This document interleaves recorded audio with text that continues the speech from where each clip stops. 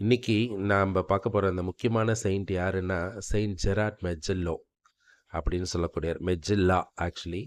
அந்த செயிண்ட் வந்து 1726ஆம் ஆண்டு ஏப்ரல் மாதம் 6ஆம் தேதி நேபிள்ஸ்ன்னு சொல்லக்கூடிய இடத்துல இத்தாலியில வந்து பிறக்கிறாரு.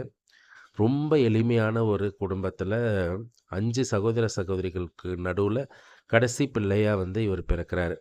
இவங்க அப்பா பேர் வந்து டொமினிக்கோ மெஜெல்லோ. இவங்க அம்மா பேர் வந்து பெனட் பெனடெட்டா கேலெலா அப்படின்னு சொல்லக்கூடியவங்க. இவங்க 2 பேருக்கும் மகனா பிறக்கிறாரு. இவங்க அப்பா வந்து ரொம்ப ஏழ்மையான ஒரு டெய்லர். அவர் வந்து ரொம்ப கஷ்டப்பட்டு வந்து இவங்கள வந்து படிக்க இவங்கள வந்து வளர்க்குறாரு. இவரோட 12வது வயசுல வந்து அவங்க அப்பா வந்து இறந்து போறாரு. அப்பவே வேற என்ன செய்றதுன்னு தெரியாம அவங்க அப்பா வந்து இறந்ததும், அவங்க அம்மா வந்து அந்த குடும்பத்தோட வறுமையின் காரணமா, இவங்களோட 2 பிரதர்ஸ் எல்லாம் வந்து வேலைக்கு அனுப்புறாங்க. வேலைக்கு எப்படி அனுப்புறாங்கன்னா, அப்ரென்டிஸ் மாதிரி அனுப்புறாங்க. அதாவது வந்து இந்த வேலை செஞ்சுட்டு இருக்கக்கூடிய பெரிய இப்போ ஒரு எக்ஸாம்பிளுக்கு ஒரு மேஸ்திரிக்கு கீழ வந்து ஒரு கையாள்ன்னு சொல்லக்கூடிய சின்ன ஆள் எடுபிடி வேலை செய்றதுக்கு அனுப்புவாங்கல்ல, அந்த மாரி டெய்லரிங் ஜாபுக்கும் மத்த ஜாபுகளுக்கும் வந்து இவர அனுப்புறாங்க. அங்க இவர் வந்து பலவிதமான துன்பங்களுக்கு ஆளாகுறாரு. இவர வந்து இல் ட்ரீட் பண்றாங்க. அங்க ரொம்ப கஷ்டப்பட்டு வேலை செஞ்சுட்டு இருக்கும்போது, இவருக்கு வந்து ஒரு வாய்ப்பு கிடைக்குது. அங்க இருந்த லோக்கல் பிஷப் ஆஃப் லெசடோனியான்னு சொல்லக்கூடிய லெசடோனியான்ற இடத்துல இருக்கக்கூடிய ஒரு பிஷப்போட வீட்ல பிஷப்புக்கு எடுபிடி வேலை செய்யறதுக்கு ஒரு அசிஸ்டண்ட்டா வந்து இவருக்கு வேலை கிடைக்குது. அங்க போய் இவர் வந்து அந்த வேலைய எடுத்து செஞ்சுன்ருக்காரு. இந்த மாரி செஞ்சுன்ருக்கும்போது, திடீர்னு அந்த பிஷப் வந்து உடல்நலம் பாதிக்கப்பட்டு இறந்து போறாரு.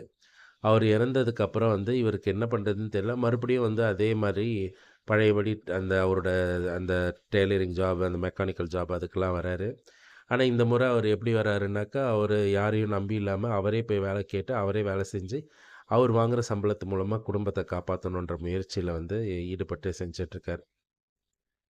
ஆனா, சிறு வயதிலேருந்தே கடவுள் மேல அதிக பக்தி உள்ளவர் இவரு. இவங்க ரோமன் கத்தோலிக் குடும்பம்ன்றதுனால, ஆண்டவர் மேல அதிக பக்தி உள்ளவர்களா வாழ்ந்துட்டுருக்காங்க. எந்த வறுமையான சிச்சுவேஷனா இருந்தாலும், என்ன துன்பமா இருந்தாலும் தினமும் ஜெபம் சொல்றதோ, ஜெபமாலை சொல்றதையோ அது அவங்க மறந்ததே இல்ல. குடும்ப ஜெபம் வந்து முக்கியமா சொல்லிட்டு இருந்தாங்க. இதனால இவருக்கு வந்து கப்புச்சின் சபையில வந்து சேரணுன்ற ஒரு ஆசை ஏற்படுது. அதுக்காக அவர் பலமுறை ட்ரை பண்றாரு. 2 முறை முயற்சி பண்றாரு. ஆனா, அந்த 2 முறையும் இவரோட உடல்நலம் காரணமா வந்து அவரால போய் சேர முடியல. 1749ஆம் ஆண்டு வந்து இவர் என்ன பண்றாரு, இவரோட 23வது வயசுல இவர் போயி அ காங்கிரிகேஷன் ஆஃப் மோஸ்ட் ஹோலி ரெடீமர்ஸ்ன்னு சொல்லக்கூடிய ரட்சகர் சபையில சேர்றாரு. அந்த சபையை தோற்றுவித்தவரும் ஒரு மிகப்பெரிய புனிதர். புனித அல்ஃபோன்ஸ் லிகோரின்னு சொல்லக்கூடியவரு. அவரு அந்த சபையில போய் சேர்றாரு. அந்த சபை வந்து அப்பதான் 1732ஆம் ஆண்டு தான் தொடங்கப்பட்ட ஒரு புது சபை. அந்த சபையில வந்து இவரு வாழ்ந்துன்ருக்காரு. வாழ்ந்துன்ருக்கும்போது அது நேபிள்ஸ்ல இருக்கு. அங்க வந்து அவருக்கு வந்து ப்ரீச்சிங் ஜாப் குடுக்கப்படுது. ஆனா நம்ம இவர் வந்து எல்லா வேலையும் செய்ய தெரிஞ்சவருன்றதுனால, இவர் வந்து சின்ன வயசுல இருந்தே வந்து நம்மளோட அந்த சபையிலயும் போய் gardening job, sacristan job, tailor job, porter job. போர்ட்டர்னா அந்த எடுபிடி வேலைகள், தூக்குறது, மூட்டை தூக்குறது அந்த மாரி ஜாபுகள். அதுக்கப்புறம் வந்து குக் வேலை, கார்பென்டரிங் வேலை, கிளர்க் வேலை, எல்லா வேலையும் வந்து அவர் சபையில வந்து செய்றாரு. அதனால வந்து இவர் வந்து அ அங்க இருக்கிற ஒரு புது சபை பில்டிங் கட்டுறதுக்கு வந்து இவர இன்சார்ஜா போட்டு அந்த எல்லா வேலையும் அவர மானிட்டர் பண்ண வைக்கிறாங்க. இந்த நேரத்தில வந்து 27வது வயசுல இவருக்கு ஒரு மிகப்பெரிய சோதனை வருது. இவரோட அந்த அழகையும், இவரோட அந்த டிசிப்ளினையும் பார்த்த ஒரு பெண்மணி, இவர டிஸ்டர்ப் பண்ண ட்ரை பண்றா. அவரு அதுக்கு இடம் குடுக்காம, அவர் உறுதியா கடவுள் மேல இருந்ததுனால, அவ என்ன பண்றா, அவ பிரெக்னன்ட்டா இருக்கிறத வந்து, இவரால தான் நான் பிரெக்னன்ட் ஆனேன்ற மாரி போய் பழிய இவர் மேல போட்டுர்றா. அத வந்து இவரு மறுக்கவும் இல்ல. இவரு வந்து அதுக்கு சண்ட போடல, அவள திட்டல.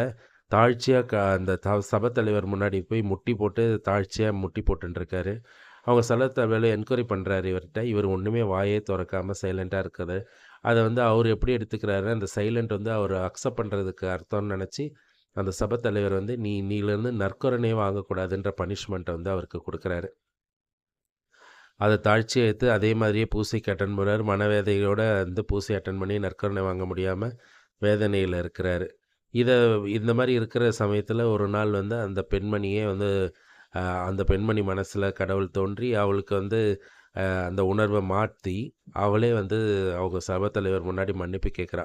நான் இவர் மேலே தப்பாக சொல்லிட்டேன், இவர் அப்படி இல்லை, எனக்கு இவர் மேலே இந்த கோவத்தில் இப்படி சொல்லிட்டேன்னு சொல்லி அவள் வந்து அந்த உண்மையை சொல்கிறா. சொன்னதும் அவர் சபை தலைவர் அவரை வந்து அவர் கொடுத்த தண்டனையை நீக்கி அவரை வந்து பழையபடி அந்த நற்கருணை பெறுறதுக்கு அனுமதிக்கிறார். இந்த நிலையில் 1755ஆம் ஆண்டு இவருக்கு 29 வயசு இருக்கும்போது இவர் வந்து டிபி நோயால் பாதிக்கப்பட்டு ரொம்ப அவஸ்தைக்கு உள்ளாகி அக்டோபர் மாதம் 16ஆம் தேதி வந்து இவர் இறந்து போகிறாரு. இவரோட சின்ன நோட், இவரோட ரூமில் இருந்த ஒரு வார்த்தைகள் என்னன்னா, எல்லாமே கடவுளால் முடியும், கடவுளுக்கு சித்தமானால் எல்லாமே நிறைவேறும்ன்றது தான் இவரோட வாக்கு, வேத வாக்காக இவர் கருதுகிறாரு. இவர் வந்து 1893ஆம் ஆண்டு 13ஆம் லியோவால் வந்து புனிதர் அருளாளராக ஆக்கப்படுறாரு. 10ஆம் பத்திநாதரால் வந்து இவருக்கு வந்து புனிதர் பட்டம் கொடுக்கப்படுறாரு. இவரோட திருவிழாவை வந்து அக்டோபர் 16ஆம் தேதி கொண்டாடுறாங்க.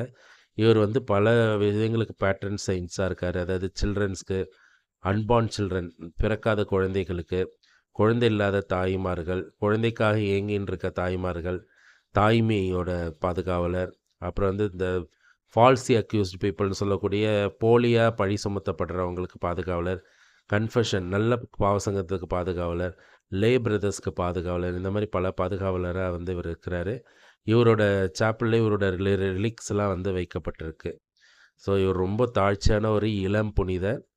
இந்த புனிதரோட வாழ்க்கையில் நாமும் வந்து இவரை போலவே வாழ்ந்து, இவரை போலவே புனித வாழ்க்கை வாழ முயற்சி செய்யணும்னு சொல்லி நம்மளாம் ஒரு சின்ன சண்டை, நம்ம மேலே யாராவது ஒரு சின்ன வார்த்தை சொல்லிட்டாலும் நம்ம எடுத்து பேசி சண்டை போடுறோம்.